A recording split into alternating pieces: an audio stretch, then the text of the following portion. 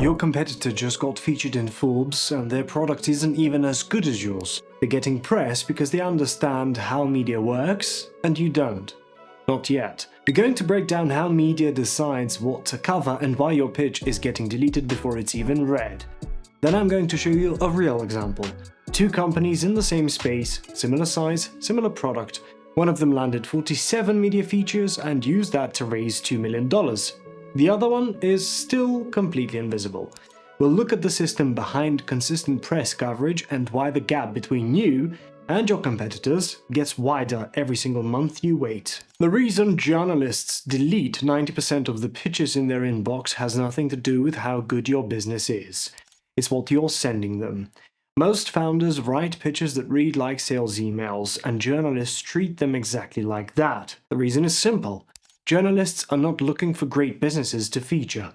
They're looking for great stories to tell. And those are two completely different things. A journalist's job is to give their readers something worth reading. Your company milestone, your product launch, your new hire announcement, none of that is a story a journalist can use. That's an ad dressed up as news, and they can spot it instantly. So think about what most founders send. They lead with, "We just launched," or "Our product does X better than anyone else." To journalists, that's self-promotion. They get 1,000 of those a day. What gets their attention is a timely angle connected to something happening right now, an expert perspective on a trend their readers care about, or a counterintuitive data point that challenges what people assume. The founders getting press aren't pitching their company. They're pitching a story that happens to include their company. Earned media, meaning a journalist independently chose to write about you, carries a completely different weight than a paid ad or a sponsored post. When a prospect sees you in Forbes or Business Insider, they trust it because a third party validated you, not because you paid for a placement. Nielsen found that 92% of consumers trust earned media above every other form of advertising, while paid online ads sit somewhere between 33 and 42%. That gap is the whole reason your competitor's Forbes feature is generating more trust than your entire ad budget. Alright, so here's what this looks like in the real world. Two companies, same space, similar size, similar revenue. One of them landed 47 media features and closed a $2 million funding round. The other one is still invisible, and it came down to one thing: how they framed the story. That company that got press was a tech startup. Early stage, strong product, but nobody outside their network had heard of them. They needed credibility to raise a seed round, and they knew investors Google you before they write a check. So instead of pitching journalists with, "We built a great product, please write about us," they positioned the founder as a credible voice in a larger industry disruption conversation. Every pitch connected the founder's expertise to a bigger topic journalists were already covering. The company was part of the story, but never the whole story. Now look at the other side. Similar business, similar stage, comparable product. But every pitch they sent was about themselves. "We exist. We're good at what we do. Here's our product." A journalist can't take that to their editor and say, "I want to write 1,500 words about this company because they say they're great." There's no angle, no tension, and no reason for a reader to care, so the pitch gets deleted, the founder assumes PR doesn't work, and the competitor who figured out the framing keeps getting featured. Every story that lands in a major outlet has at least one of three elements. Timeliness, meaning it's connected to something happening right now that journalists are already covering. Tension, meaning there's a counterintuitive angle or a data point that makes a reader rethink what they assumed. And expertise, meaning the founder can speak with authority about something bigger than their own company. Here's a quick gut check. If a journalist could write your story without ever mentioning your company name and would still be a compelling article, got a press-worthy angle. If the only way the story works is by talking about your specific product, you don't have a story yet. You have a press release. The investors in that tech startup specifically cited the media coverage as a credibility factor in their funding decision. The coverage changed how the market perceived them, and that perception converted directly into capital. So now you know what a press-worthy story looks like, but the businesses that keep showing up in the press aren't just sending better pitches. They're running a system, and it comes down to three things.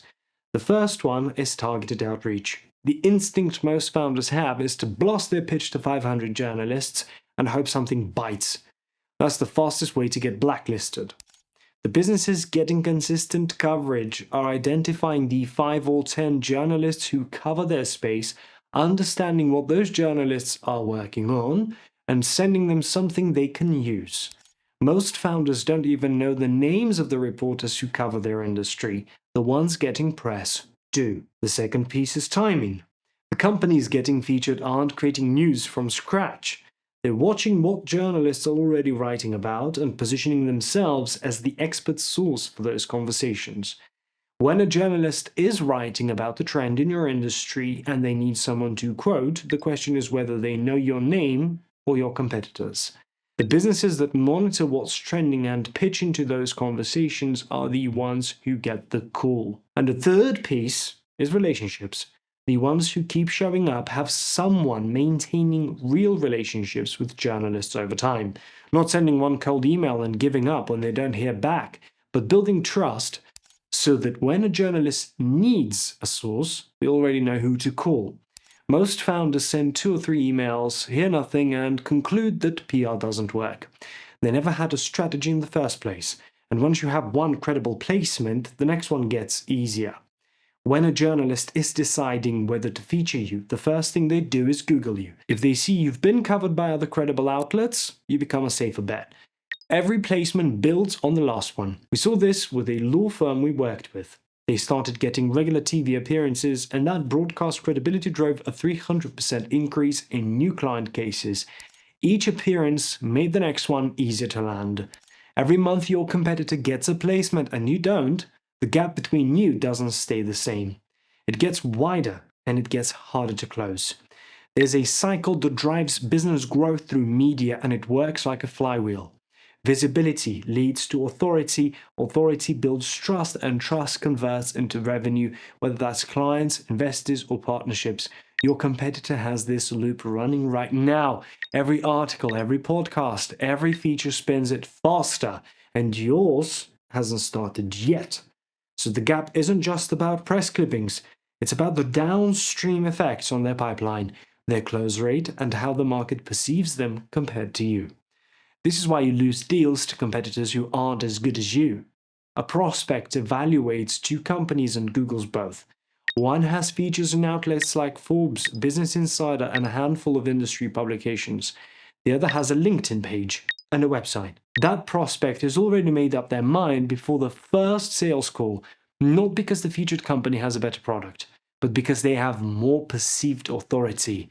And in a market where perception drives reality, that gap is costing you real revenue every single month. The founders who say, "I'll invest in PR when I'm bigger," or "I need to wait until the timing is right," are making the most expensive mistake possible. The window to establish yourself as the authority in your space doesn't stay open forever. Your competitors are filling it right now, and they're not standing still. They're compounding.